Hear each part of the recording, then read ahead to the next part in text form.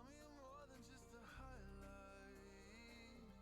Pretty pictures on the outside. I hate to stare at you through these lights, so I wait for you, wait for me, wait for you, wait for me. Click and scroll, I can't let you go. They say I'm addicted to you. Click and scroll, I can't let you go. They say I'm addicted to you. Oh, oh, this ain't love, no, no, this ain't love, no, no, this is artificial. This ain't love, no, no, this ain't love, no, no, this is artificial.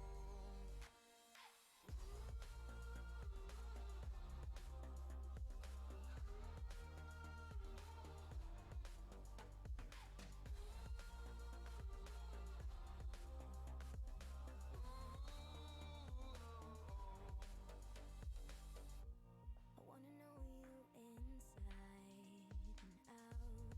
Wanna know what's behind the light. Wanna feel that real love from within.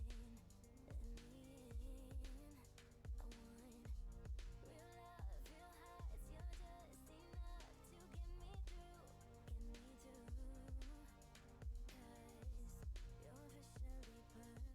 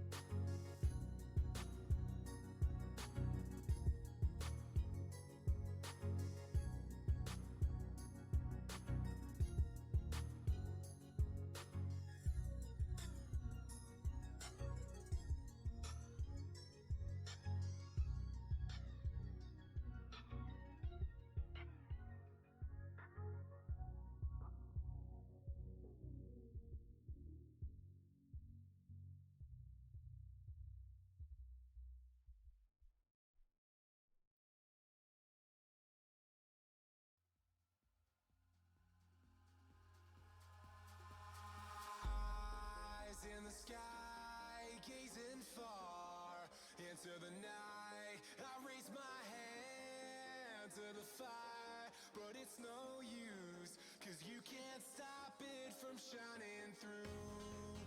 It's true, baby, let the light shine through. If you believe it's true, baby, won't you let the light shine through for you, for you, for you, for you, for you, for you,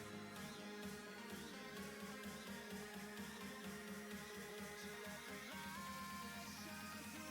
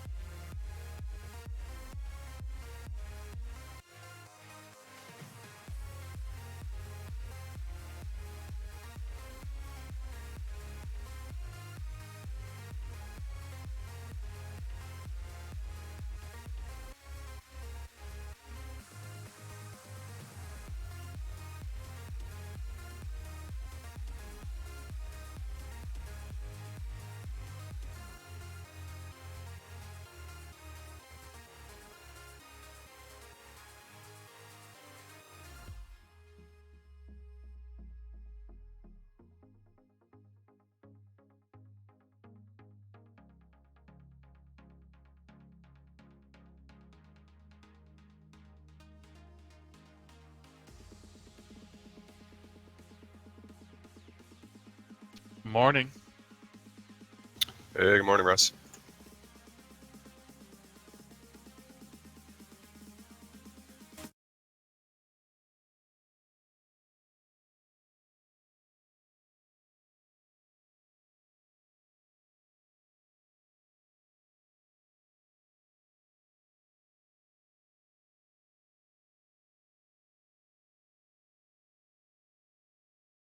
I don't know, it's weird that you have to change those notifications every time, like user leaving, joining, and all that.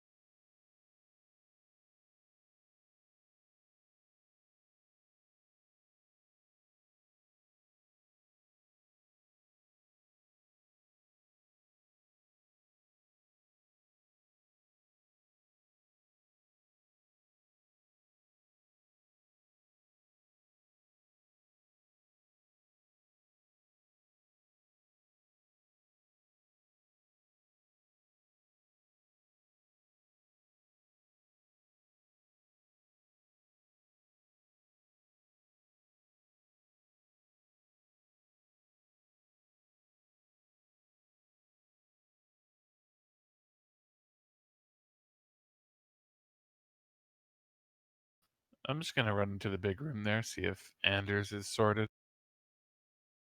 I think Tina just checked on him. Is Anders okay, Tina? Yeah, sorry, I was muted. So yeah, he's just double checking his sound settings, and he'll hop right in once he's got that set up. I just went to go see him. I told him to meet us here, and we'll do a quick sound check. Good morning, everyone, or afternoon, or evening. Such a global world we worldwide fans of MechWarrior.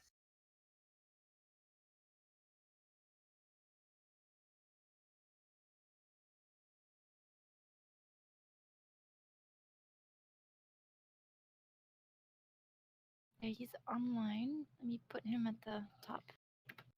Hmm.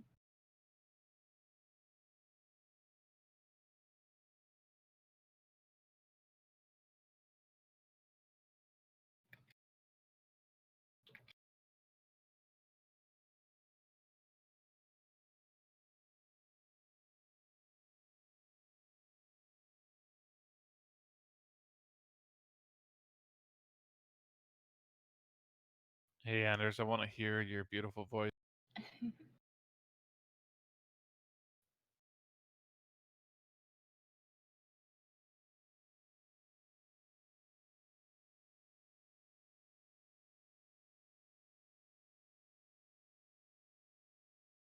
Hey, Anders, are you having sound troubles?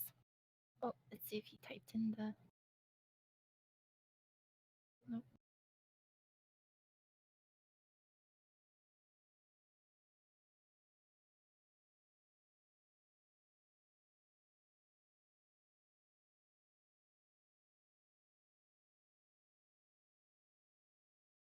Did you make sure he was on push to talk and all that? Yeah, let me check. Oh, it is push to talk. I forgot. Oh, there you go. Yep, I can hear you, although you're a little quiet. Is he a little quiet for everybody else?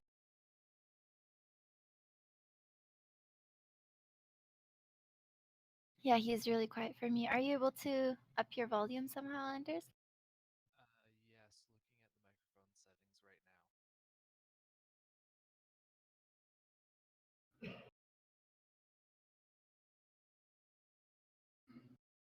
now. How's this? Much better. Yeah, that's good. All right, we should probably get this thing fired up. Alrighty. Let's open up the channel and boom. There's all the questions. So, Look at that. Okay, quick now, answer them all. so Anders, I'm just gonna run Anders through real quick because it's his first AMA. If Make you sure see you the, introduce who's Anders. Let everyone know who Anders is too. yeah, that's right. Everyone, Anders is a programmer. Hello, everyone. And Anders, if you want to jump on the text channel called 10 a.m. AMA session, do you see that one? Yes, I'm in it. Right, perfect. Okay, so you can start from the very top, and then what we'll do is we'll go down from first and forward, and then we'll just check them off once they get answered. But yeah, Awesome. Thanks, Tina. mhm. Very cool. Okay. Should I read the question out?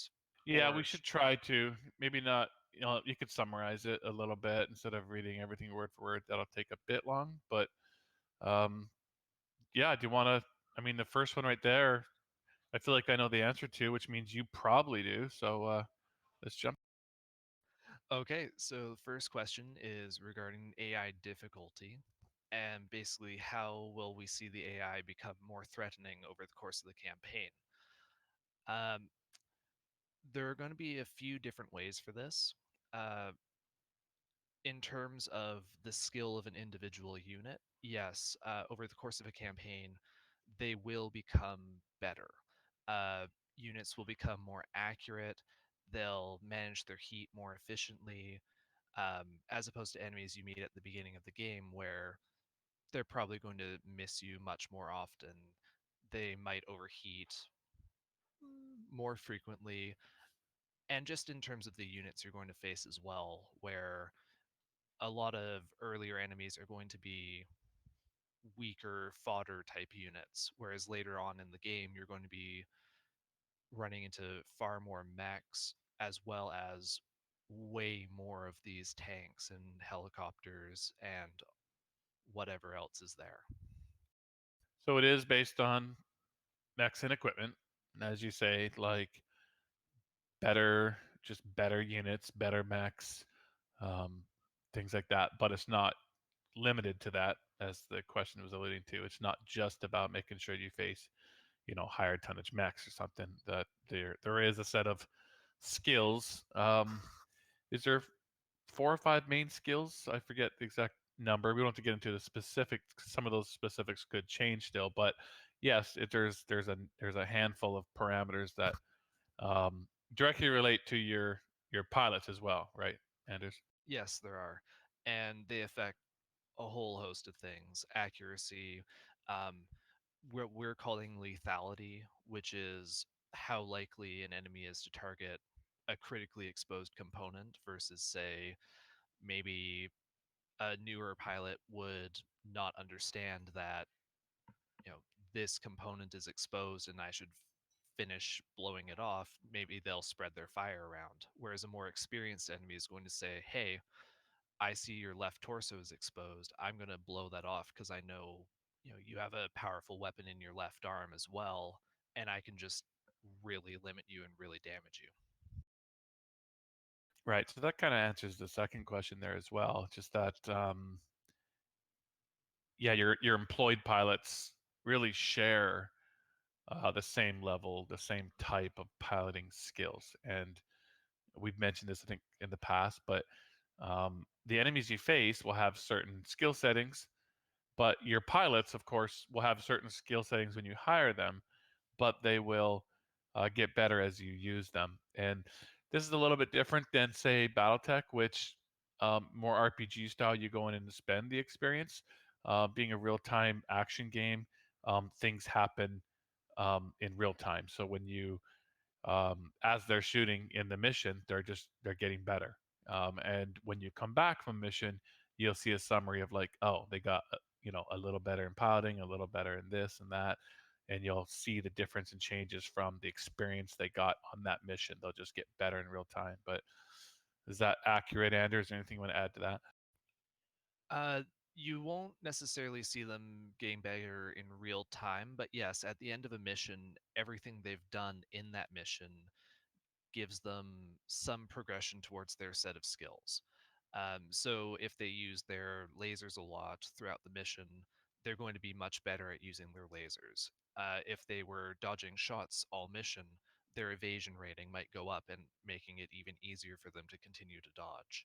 Um, whatever whatever stats are in there, something thematically appropriate is happening during normal gameplay and will essentially rank up all those stats. So it's a calculation that happens at mission conclusion, kind of like Yes, reward, that's salvage, correct. everything. Okay. Awesome. Let's move along here. Okay, so the next one is about pathfinding. Um, so the AI in terms of pathfinding, it it tries to figure out where it should be in relation to all of the other units in the world.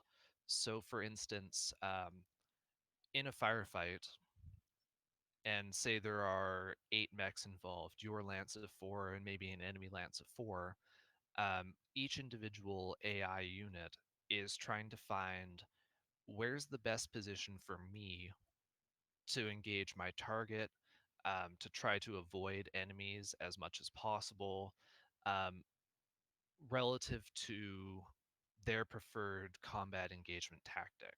So, for instance, an Atlas is probably going to want to close the distance and brawl based on its loadout, based on it being an assault mech having massive armor. It's going to say, okay, well, I need to follow my leader, but I also want to get up close and personal and blast people. So, in terms of its pathfinding, what we end up doing is saying, okay, because you're following someone, try to stay in this sort of radius around your leader. Um, but there's no hard limit on you must be exactly at this point in relation to that leader while combat's ongoing. So the AI will then say, is there a better position for me than where I am now? Can I maybe flank this opponent? Can I move somewhere to get a better line of fire? Maybe somewhere, up a hill, for instance, where I have a better angle and they have a worse angle. All of that is completely possible. Uh, in terms of if it will smash through a building, um, internally, um, our units sort of know what they can and can't go through, and they also know whether what they're going through is important to them. Uh, Meaning, like, is it on my side? So, for instance, if you're attacking a fortified enemy base, enemy units know that, hey, these walls are defending our base. Let's try not to run through them. Where and maybe you're not even able to run through them based on how big or thick they are. Allied mechs, on the other hand, like you, the player and your lance, they might say, I don't care about these walls at all because they're the bad guys. So they'll try to shoot through them if possible. They'll try to run through them if possible, if it makes sense to do so. If there's a door right beside them, they're gonna probably try to use the door. Uh, the AI also, we've set it up currently so that nothing deliberately tries to ram other the player or other units. It With mechs, when they get really clustered up, it results in really awkward moments of gameplay where it just doesn't feel enjoyable. So the AI tries to make it so that collisions are relatively rare. They're not impossible, but they definitely try to say, stay away from me, give me some space so that the flow of the movement, the flow of the fight doesn't get disrupted. Yeah, nothing worse than like a bunch of mechs kind of like piled up, within arm's reach of each other, like trying to get free. So those are some of the challenges we face with a big first person, shooter style action game compared to like a turn-based game that's like BattleTech that's able to say, you're going here and play this animation. And so um, I think the question is related more to like um, people have asked when we talked about art and the mechs and stuff. There was certainly a lot of questions around, falling down and knockdowns and things like that. So no, at this point, the AI is not, for those reasons that Anders listed, not looking to ram you and knock you down. Um, I think those things kind of remain on the table, but they just don't. They're not like a top priority item. A top priority item is to make sure the combat just feels great, and that's what we've been focusing on today. Will we get to adjust how aggressive or passive our lance mates, I almost said line mates, like hockey or something, your lance mates can be in combat? Um, I think I'm going to answer this, and then Anders can correct me. But so your lance mates, your pilots, have their own personalities in set by their pilot skill ratings, and they have a voice and a picture and a persona, and they perform like those skill ratings. Um, and they do what you tell them to do. So, um, if you tell them to attack a target or to follow you or to go here and do there, they're gonna do what you ask them to do. Um, I'm not sure if there's anything. I mean, there's still maybe a little bit of personal flair when it comes to like if they're prone to like evading a lot or using long range weapons and things like that. Is that how you'd answer that, Anders? Like, there's not necessarily like you're not going to tell them to attack something, or I guess the question's more accurately, like you're changing their stance from like passive or aggressive mode. Like, I don't really think that's the case. It's more along the lines of here's their skills and here's what they're commanded to do currently. Yes, w- we have a pseudo aggressive or passive um, behavior in terms of the current order that your lance mate is following. So if you say, go attack this target, your lance mate is going to go and fight and be as aggressive as they want to be, to go just take this guy out based on their loadout, based on what makes sense for how they would fight. A catapult being aggressive in that way is probably still going to hang back at 4, 5, 600 meters and shoot LRMs, whereas an Atlas or some sort of brawling mech is going to run up and try to get right up in your face. Um, and I think I touched on this a bit earlier, but if you had your lance mates, your mechs following you, they're going to be more passive in how they're engaging, in terms of they're going to try to stay relatively close to you, um, within a few hundred meters. They're, if you're running away, like, they're not going to go gung ho and fight the enemy to the death. They're going to say, hey, we need to be following our leader, and they're going to be coming with you. um, and then, yes, as Russ said, they will be more or less aggressive, more or less, I guess overconfident is probably a good word for it, in terms of heat management, in terms of weapon usage, based on their pilot persona. Cool. I'm gonna just comment quickly on Force question here. He's asking about this Apex Legends ping system, and all I'm gonna say about that for now is I've heard lots about it. I heard it's amazing. I haven't checked it out yet. I don't think we've had proper time to sort of like analyze it and check it out and comment. Um, but I think also we're probably not going to get caught too much trying to chase um, what other games are doing. Is we're just trying to get our game finished. But it sounds like it's amazing, and I like the descriptions that Force is given here about contextual type commands. But yeah, I don't think I haven't seen it enough to comment on it at this point. It sounds pretty rad though. Everyone's been going on about it. Yeah, as far as I know, we do not currently have a plan for this ping system. We're sticking to the orders that you're able to give to your allies: attack, follow me, go to location, hold your fire, etc. Um, it will be something that's awesome that we want to add in, but as far as I know, there aren't any plans for it.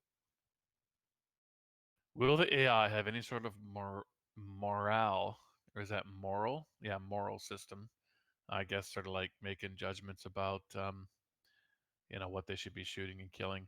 I would say that the player is uh, the moral character here. Your pilots work for you.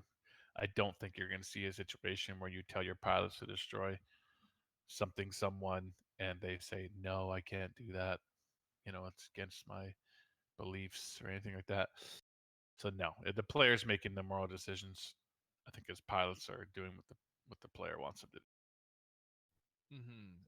Unless we're talking about story elements and things, you'll see aspects of that, of course, in the story missions and stuff like that, but not so much just like emergent moral behaviors, unless you disagree with me. No, no, I don't think there are any moral systems involved. In case you mean a morale system, um, we do have plans for mechs to flee, based on battle conditions, depending on the type of mech, depending on how the battle is going. For instance, if your lance has been fighting enemy lance or an enemy lance, and you've obliterated all of them except for the one remaining light mech, a raven or a commando or something, it's probably going to be, oh no, I can't fight these guys, and turn tail and run. um, whether it's running because it's really scared, or whether it's running because it wants to lure you into an ambush, that's for you to find out. Cool. I think with Griffin's question, I think we just answered that on the aggressive and defensive stance stuff. Yes, I'd say we've answered that. Will the AI vehicles focus fire on the player threats?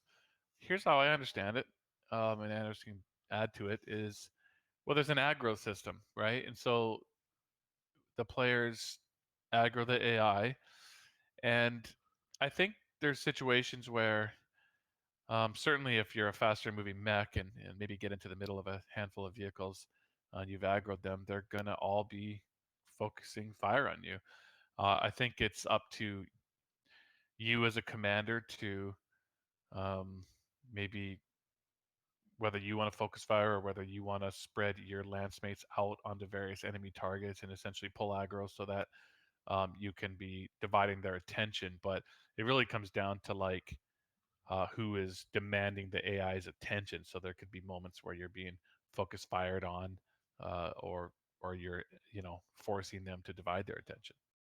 Yes, and just to expand on that, this is also something that's going to depend a lot on the difficulty that you're playing on, how hard the mission is. It's also something where it really depends on how many units you have with you, how many of your lancemates you brought, and how many enemies there are in a given mission. If you're trying to run a mission solo and there are 20 enemies, they're all going to be shooting at you, right? And you're going to have to deal with that. Whereas if you have, your full lance with you, maybe you'll have, 8 guys shooting at you, and the other 12 will divide up amongst your allies. But that's going to depend on what the units are, what the difficulty is, and like Russ said, how you're engaging them. If you're running in by yourself, the enemies might not even see your lance mates yet, so they're all going to pummel you. Um, which leads itself to, if you have a tanky mech with you, some big assault with a ton of armor, maybe you send him in first to start soaking up a lot of damage while the rest of your lance runs around to get better firing lanes. Yeah, I mean, just a quick side note of, as I was playing the big build. Sorry, I keep typing with my press to talk. Um, that even though we're not like some squad-based tactics game, there are quite a bit of tactics you can do with even with your simple command for your lance mates, like Anders said, like sending an enemy in, or sorry, sending an assault in first, quickly spreading your lance mates out to take on individual mechs that you think suit their brawling capabilities the best. I did a lot of these things during the MechCon mission, and I found them to be useful, and actually, I don't know, it was fun. It added a layer. There is a bit of a layer there. I mean, you can probably play it as simply as you want. You can probably just run in and just make sure they are always focusing on your target. Um, but there's other things you can do too that seems to be very effective to maybe minimize damage from one particular mech taking too much damage in a brawl. Anyhow, so I think there's a lot there. Um, Army of One, is the AI moddable? What sorts of variables does it keep track of? Does the AI have perfect information? Um, I'm going to answer this just very simply, and then we're going to leave it for, I think, a modding AMA. I mean, I think the answer is yes, it's moddable, and I think it would quite be like very significantly moddable. But I'm sorry, Army, let's leave that for a modding AMA. So I don't want to say anything incorrect, nor do I want to kind of steal from that moment when we have that AMA. Bypassing the moddable part, then, the AI does not have perfect information. It is limited based on the sensors on the individual unit. So, for instance, in bad weather, it might say, I can only see 200 or 300 meters, whereas on a normal perfect day, maybe it can see 5, 6, 7, 800 meters. Um, and it will respect that range. So if you can't see the enemy probably can't see you either. Um, yes. Cool. Will the landsman behave differently depending on the loadout? Yeah, I think we've answered that. Quick answer is yes. Um, you got your catapult, either whether you're fighting it or you're telling it to fight someone else. This isn't one of the. We'll kind of work through these through the AMA. There have been a number of new and also improved AI behaviors that we've put into the game since the MechCon mission. This is one of them, one where they really respect their loadout.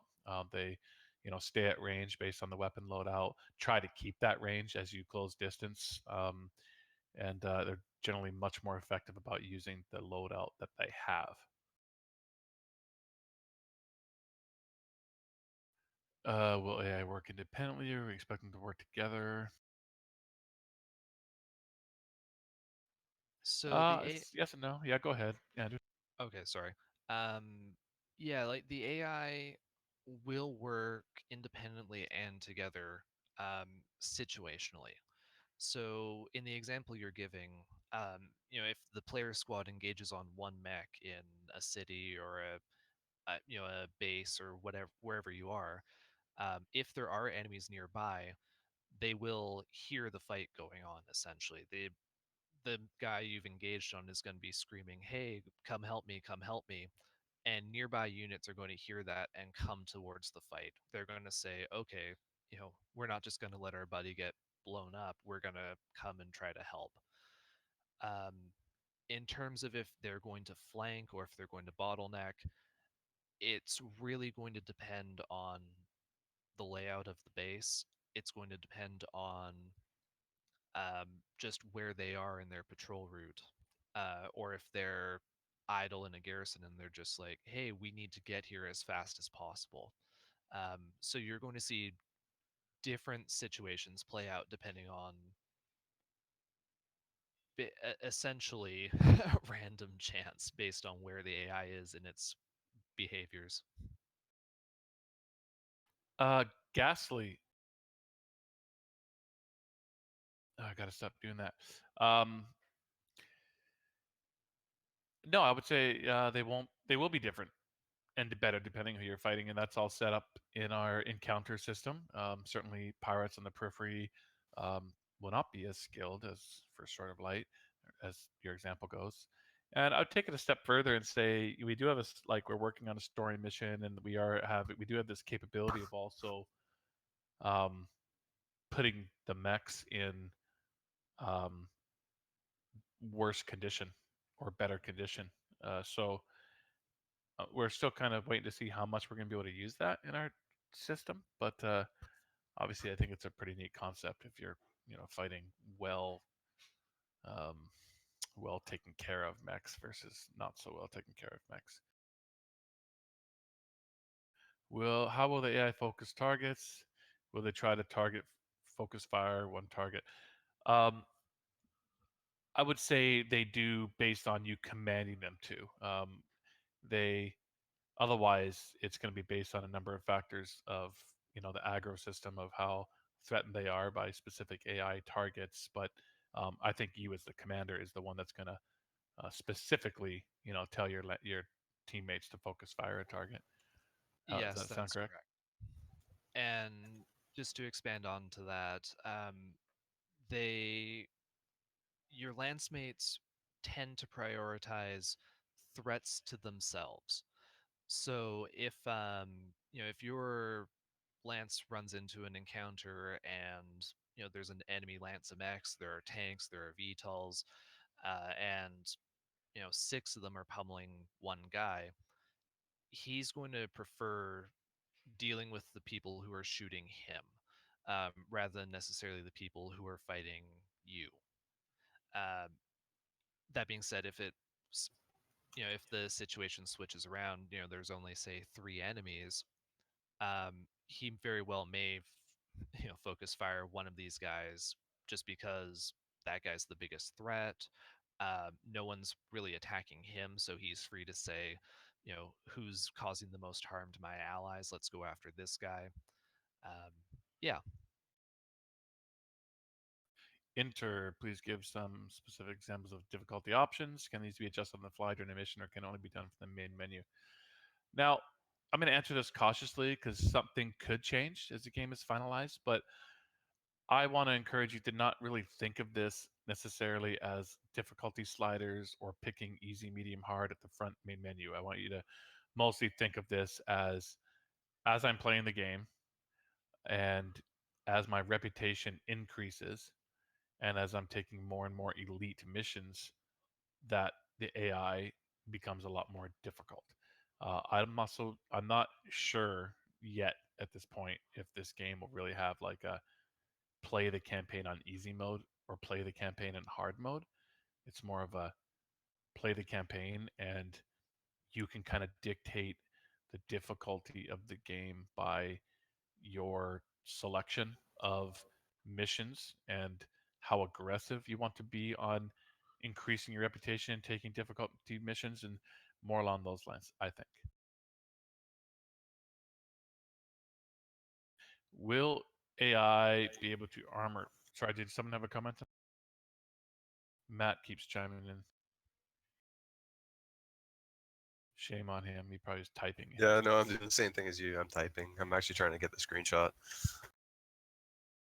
Ooh, the screenshot. Will AI be able to armor roll and prioritize shooting with things like Centurion? I'm gonna let Anders answer this, but I think there is a bit of a concept of protecting damaged aspects, but maybe I'm just, you know, wishful thinking. So, um, it's right now. We were playing around for a long time with having the enemy mechs torso twisting away from you, torso twisting to hide damaged sides, and sort of react more like a player that you would see in MWO, for instance, where they're trying to be as efficient with all of their armor points as possible. What we found is in a lot of cases, it resulted in the AI doing really weird things where they couldn't make an intelligent decision just based on the entire situation of the battle. So, right now, what we've ended up doing is mostly taken it out. We've mostly said just try to turn towards whatever you're shooting at. Um, it will change based on how the mech is turning. It will change based on if they say, you know, I'm tired of shooting at this guy. This other guy has been, blasting me for the last few seconds, and I really need to deal with him. Um, it feels, for the most part, pretty similar to torso twisting and armor rolling, um, but it's not explicitly the same. That's fair. That's a good answer. I mean, we have spent time on it. We have thought a lot about it, and we are continuing to like it's a consideration, and so I think everyone that's what they want to hear. And I guess we haven't given up on it entirely through some improvements as we move along that it will either specifically do that or do enough things that have similar effect, I guess. So, will enemies have a chain of command and react to changes in it, such as in Halo, killing elites would sometimes cause grunts to panic nearby? Um, it's a little different. I would say, um, well, enemies have a chain of command. This is you might want to maybe just spend a little more time. Maybe we already did talk enough about the aggro system, but um, I don't know. Do you feel like this one's been answered based on how things aggro and fight? Um, I think what he's more asking is, for instance, the Halo example with you kill the elite and then nearby grunts panic and run around for a while. We don't have a similar concept of, say you destroy the enemy Atlas and then all the nearby tanks, flee and run away for a while. Um, it's it's a different situation where it doesn't really make sense for that to happen in terms of gameplay. We do have situations where, for instance, light mechs will say, "Hey, we're completely outgunned. Let's run away, and maybe try to re-engage later." If all of the heavier, mediums, heavies, assaults get destroyed. So I hope that answers your question. Can we disable enemy AI instead of killing them outright? Well, number one, as you know, there's only a few ways to disable an enemy. I mean, in order to take out like an enemy mech, you either have to take out both its legs, destroy its CT, or destroy the cockpit in order to take it out of the fight. So in disabling it, you need to do one of those two things. So or one of those, I guess, three different ways. So I think I think of the way I'll answer that is we have been discussing a little bit. There is still a bit of a discussion happening on where I think this question becomes more valid is um, if you destroy an enemy mech to the point where they're still alive, like meaning they still have their CT head and like a leg, but they're pogo stick, like they're down to they have nothing, no weapons, no nothing. And now, of course, they just continue to sort of like fumble about until you finish them off. And there we do. I would like to do something there a little different. If I'm trying to find time to say either have them eject or have them just power down and maybe put out the broadcast that they've surrendered or something other than just sort of like you know limping around like a clown until you kill them. So I think hopefully that answers your question. I think sure as a player you could decide to always double leg them or something like that. It potentially could lead to better salvage if that's kind of the root of why you're asking the question. But of course, as you know, like it's very important for us to control the economy of this game and not let it be gamed. So that'll come down to your negotiation points and how much salvage rights you have. And no matter how much salvage is in the list, you're only going to be able to pick so many. But potentially, you could have higher quality choices there. So some of that still needs play testing, balancing considerations and other aspects like will they be able to eventually surrender or eject if they're essentially weaponless or something is something we're still sort of working on, I guess the best way to put it. Will AIMX get upgraded weapons or is it all stock for them? um, at the moment it's stock, but I believe there's no reason why we can't give actually, I'm not positive on this. Can we give? I think we can give specific loadouts. Certainly in a story mission, I believe we have the capability of saying these mechs have these loadouts, but I'm not Yes, sure we if the absolutely can. generator. Okay, go ahead and take this one. Uh, so depending on the mission, depending on the difficulty, depending on if it's, say, a boss unit, for instance, we can absolutely give the AI specific weapons or completely non stock loadouts, depending on the situation we want to have happen. Most of the time, you're going to be running into stock loadouts. Just because, from a gameplay perspective, it lets you learn how to engage against that mech. You're going to know, okay, if I see a catapult, it's going to be using LRMs. I need to, if I blast off its side torsos, there goes most of its threat, ideally. Whereas, you know, another mech may have. Uh, I'm trying to think of a good example. A really big ballistic weapon in its right arm, and it'll always have that really big ballistic in its right arm. So hey, that's its weak point. Blow that off, and now it can't really hurt me anymore. Awesome. Uh, will the AI take into account damage you do or allow the enemy to friendly buildings? Yeah, why don't you just talk a bit about the behavior? I think this is what they mean. Like talk about we talked a bit about it before, but there is an enemy behavior now that um, understands if you're taking cover like behind a building, things like that. Yes, that's correct. So, in terms of damage done to friendly buildings, I'm assuming you're meaning not friendly to the player in this case, say the enemy taking into account damage the player does to other enemy buildings. Yes, the AI will take that into account and it's factored into aggro. In terms of how the AI reacts in regards to having buildings nearby, what we've done is figured out whether the buildings are destructible or not, and the AI will say, okay, is my target behind something I know I can destroy? And if it is, it just blows up that building or that obstacle and tries to get to its target.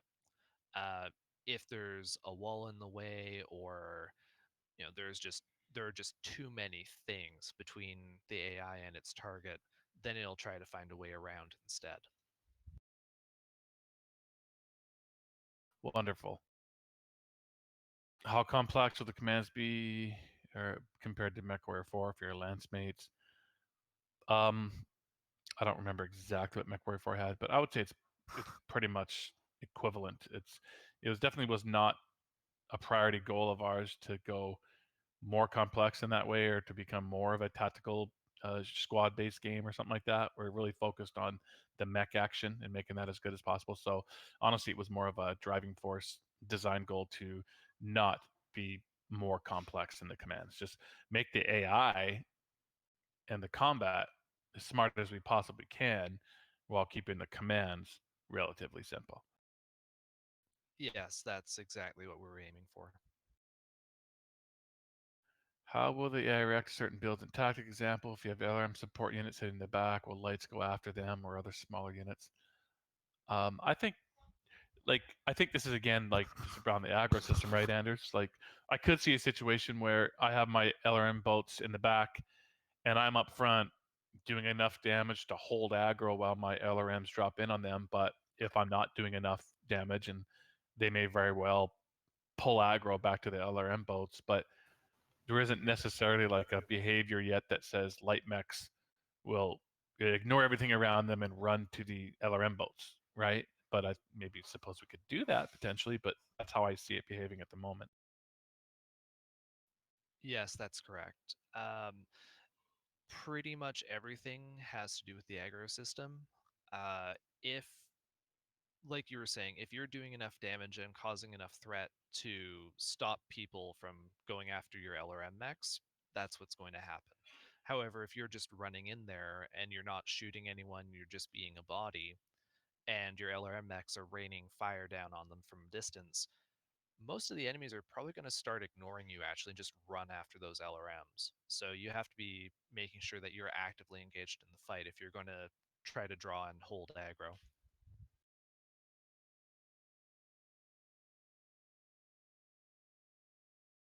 I'm not really sure how to answer Ghastly's thing because I feel like he says that your landsmates are more like MechWarrior 4s and Battletechs, where they're more like a sound set and a name, or are they more like Mech 3s, where they comment on events and objectives and things? Um, I mean, I'm going to go out on a limb here and say MechWarrior 3s are probably pretty much exactly like MechWarrior 4s and Battletechs, just that in MechWarrior 3, perhaps in these specific story missions, they triggered a sound volume or something that gave the impression as though they are more than a name and a sound set. So in that regard, I think it's kind of the answer is both. I think we're like MechWarrior 4 and Battletechs, but we're also very much like MechWarrior 3s. And if you were at MechCon and played the MechCon mission, you would see specific comments about events, objectives, things like that. So I think we kind of have all of it, um, similar to all three.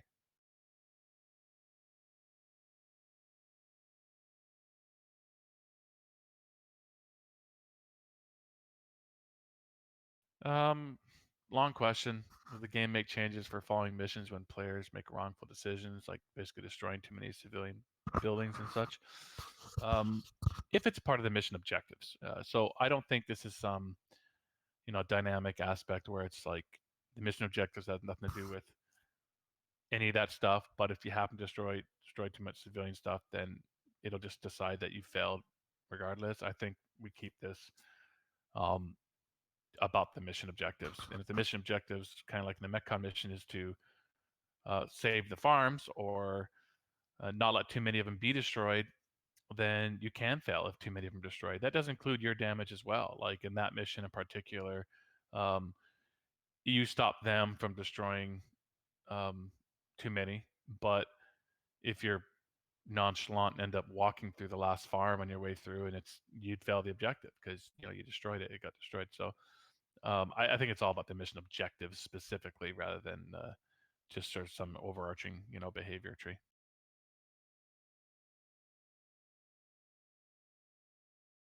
I think we answered this KNA 5041 about working together and focus flank. It's all about the aggro system and the player's command. And yeah, I think we answered that.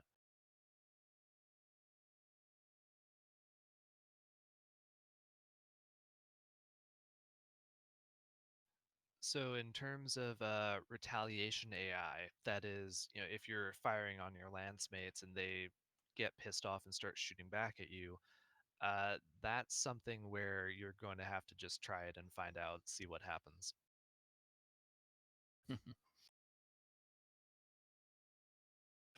So you talked about a little about this earlier about visual sensor differences with maybe biomes and weather and how that kind of relates to the implementation of ECM that's going in and stuff like that. I guess we can cover that a little bit.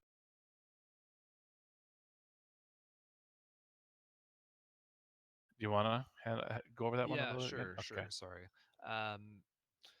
So the AI itself basically scales on a few of those factors we've mentioned before. So they, or sorry, which question are we on Oh, right now? I was looking at composite armor. Okay. Did I Okay, I'm skip sorry. one I that? was looking at the wrong one. Um, how does it handle the visual sensor differences? Uh, okay. So a lot of our sensors in the game essentially come down to a sight cone. But this sight cone can be affected by a host of factors. It can be affected by the weather. It can potentially be affected by ECM. Um, these the AI has an awareness state internally of, you know, do I think that there's anything there at all? Is there, can I tell what that thing is? Do I know if it's friendly or hostile? Um, Theoretically, there could be stealthy moments with light mechs, but it's definitely something where that is not the main focus. And the AI itself, um, like the AI will never do really stealthy things unless you try to command your lance mates to do that. In terms of what the player is able to do, setting up ambushes, for instance, I'm not going to say it's impossible, but I'm going to say it's going to be relatively hard just due to being able to see something giant on the horizon. Let's move. I, I, I mean, as to Nat's just in there, I'm just gonna say uh, that's based on the skill settings that are given to a particular unit when you bump into them, and I suppose there is some possibilities for us to give different factions or areas of the inner sphere different sets of starting skill conditions that would give them a little different feel. It's a good idea. I'm not sure it's something that we've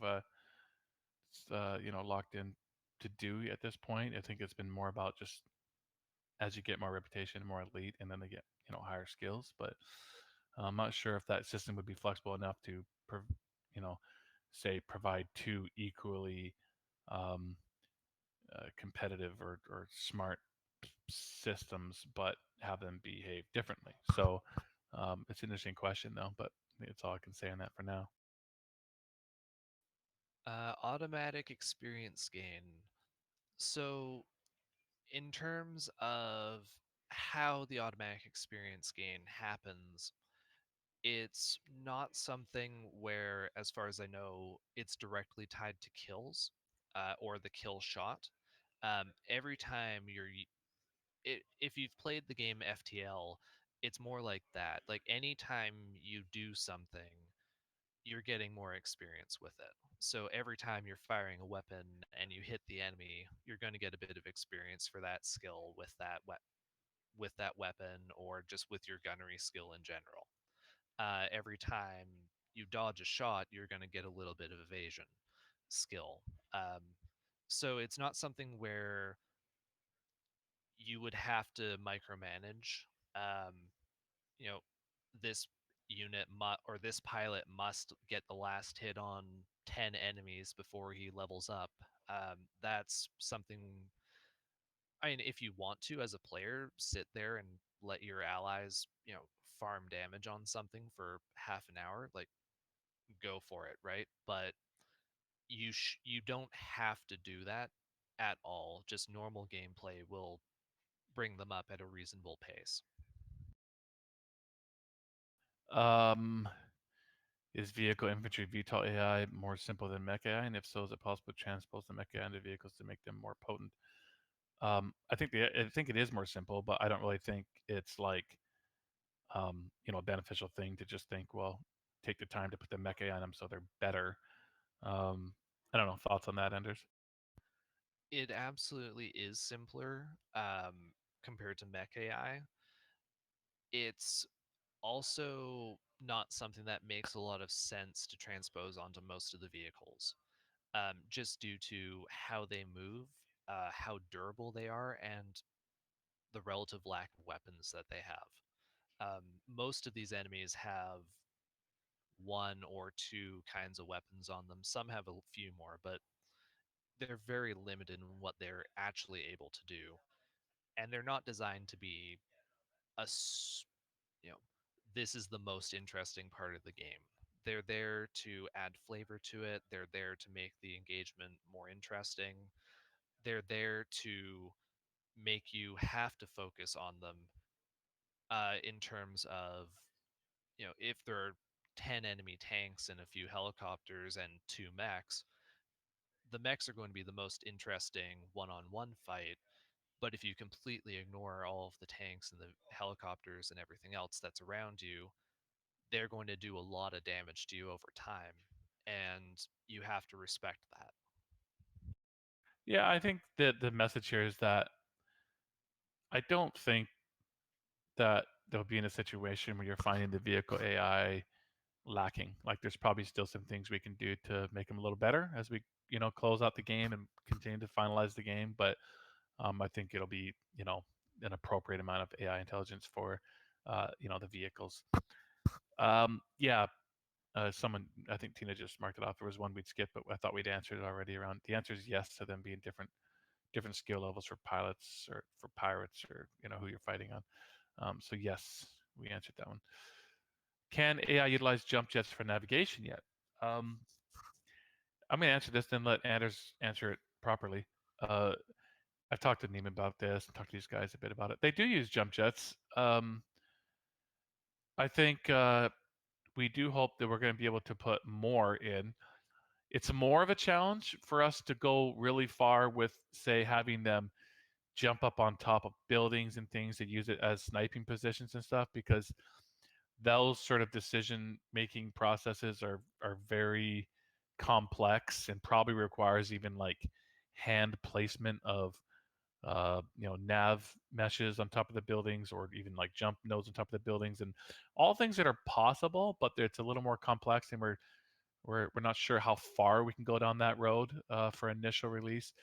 But certainly I think it's easier to go further with jump jets when it comes to fighting and brawling behavior. So, the way a player uses them to spin and turn on a enemy much quicker and faster, or to jump over top of an enemy and use them in general open brawling situations. I do think there's more improvement we can do in that regard. Does that seem fair, Anders? Yes, I think you covered pretty much everything there. Just to add on to it, like our goal with jump jets is to make it so that if the AI is using them, they're using them in a good, intelligent fashion. Um, Throughout our testing, there have been a lot of times where there have been a few moments where the AI uses the jump jets and it looks really, really cool, and they almost land on you, and it's terrifying, and it's this really like, oh, this is awesome moment.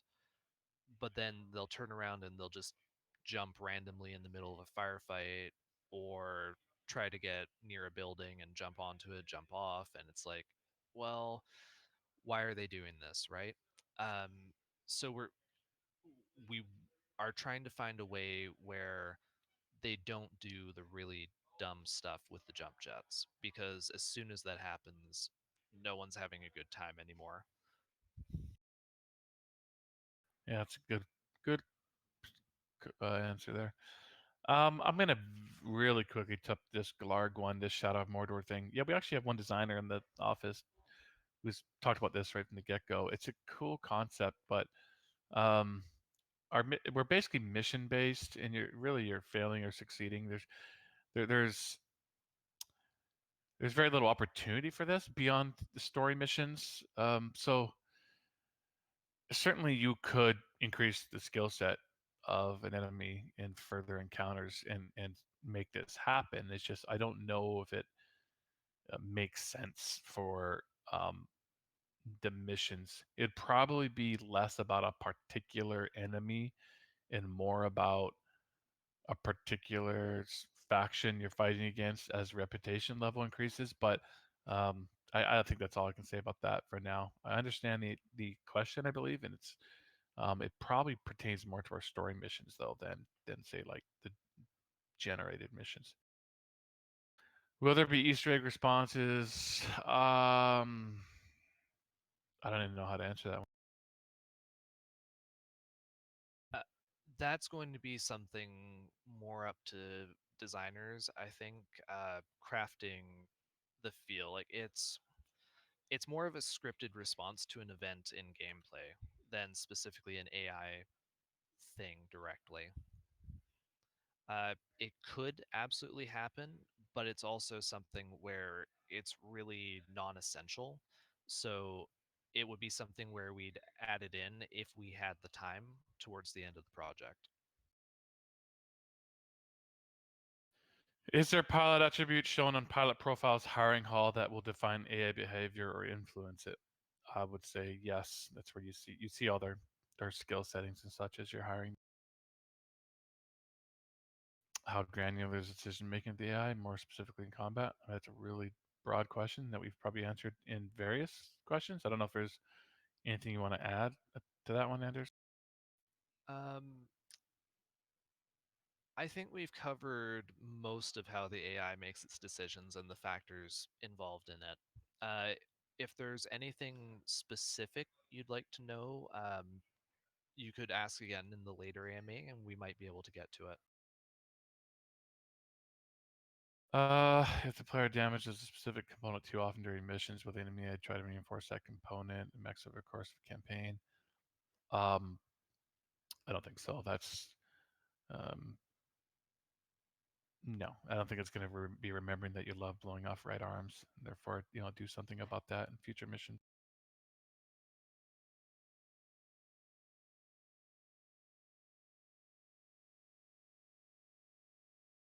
I'm not sure. I mean, coffee giraffe here. Does your lance mate's personality affect how they behave? Do they have one or every pilot sheet of skills and profile pictures? What I'm asking, personality quirks.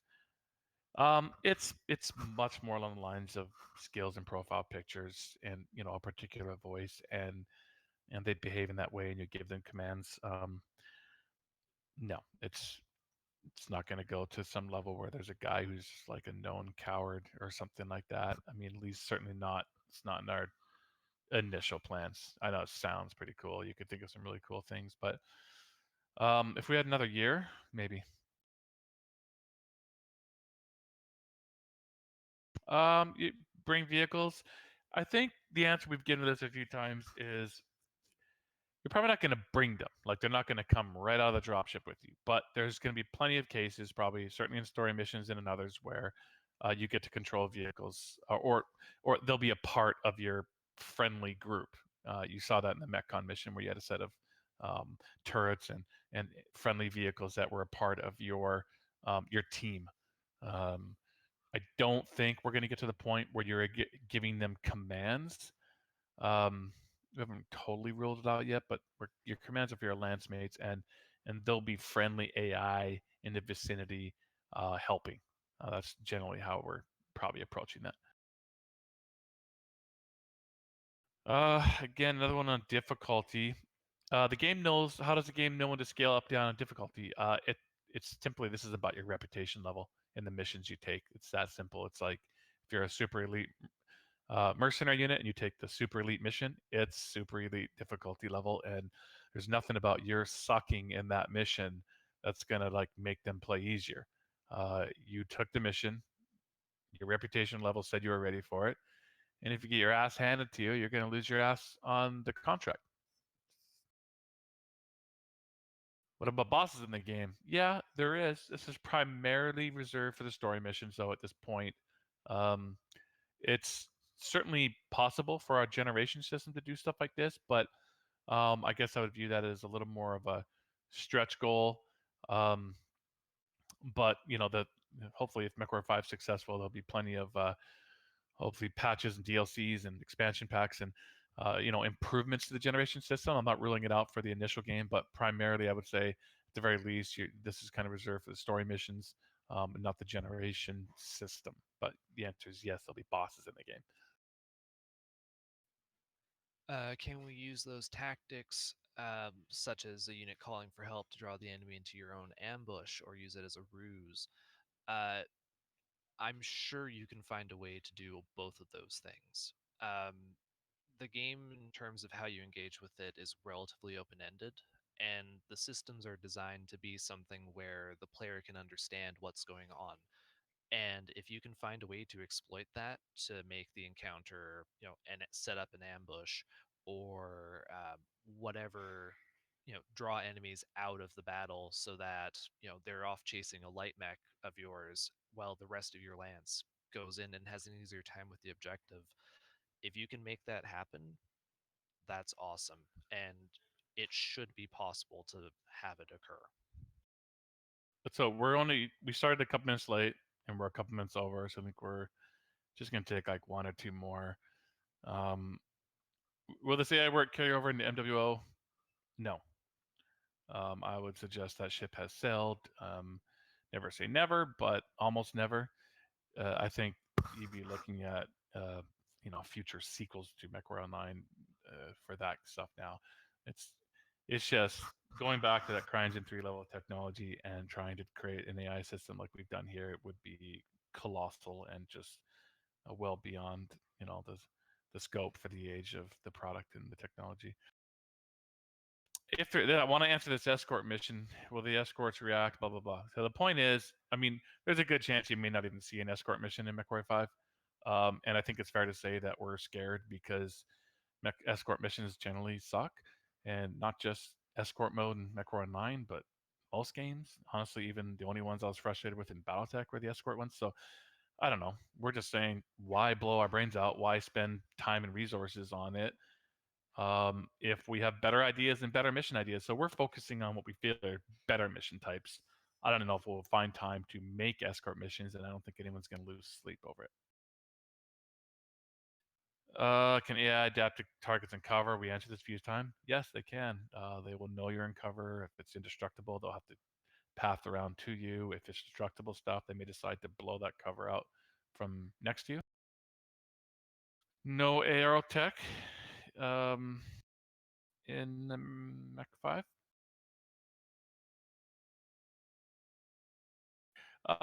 This is an interesting one.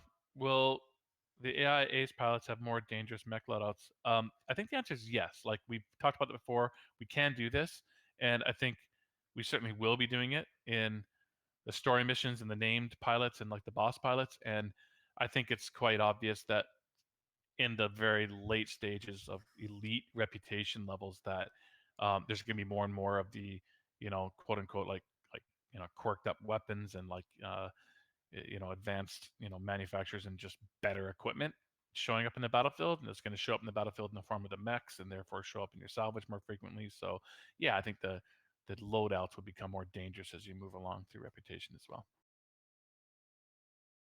Let's end on this one. What's been the biggest challenge you faced in building your? Oh, the biggest challenge in building the AI. That's a really tricky one. There have been a ton of challenges over the course of development. Yeah, pick Getting one and tell them about it today. Yeah. Um, Probably the biggest has been making it so that the mechs behave consistently and in a manner where it's believable, based on their weight class, based on their weapon loadout, all of this sort of stuff. Um, we've had issues with the pathfinding where they'll get stuck randomly in little corners, or they'll hit their head on something and not know how to go around or go under a slightly higher point. In combat they have, you know only focused one guy or they've refused to focus one guy, um, getting it and tuning it and tweaking it over and over and over and over and over until we've got something now where the AI behaves mostly pretty well. I mean, we're still tweaking it here and there, right? When we find corner cases, but just getting it so that they behave differently, so that they behave interestingly, so that you can look at them and say, yeah, that's actually what I expect from an Atlas or from a Raven or from a Catapult or a Hunchback or whatever mech you come across. Um, that's been the biggest thing throughout the entirety of this project. That's awesome. Thanks, Anders. I think Anders did a great job. What do you guys think? Thanks for your time, Anders, and thanks for everybody for showing up and asking your questions. And there's a lot of great questions in there. I thought this was one of our better AMAs because I don't know, it's just maybe because it was fresh and different things that we were talking about. Um, yeah, well, so we'll see you guys, some of you guys, back at 6, and we'll be ready to answer these same questions probably again, and maybe a few new ones. Thank you Thank you guys. all. See you at 6 p.m. if some of you will be joining us. Bye, guys. Later.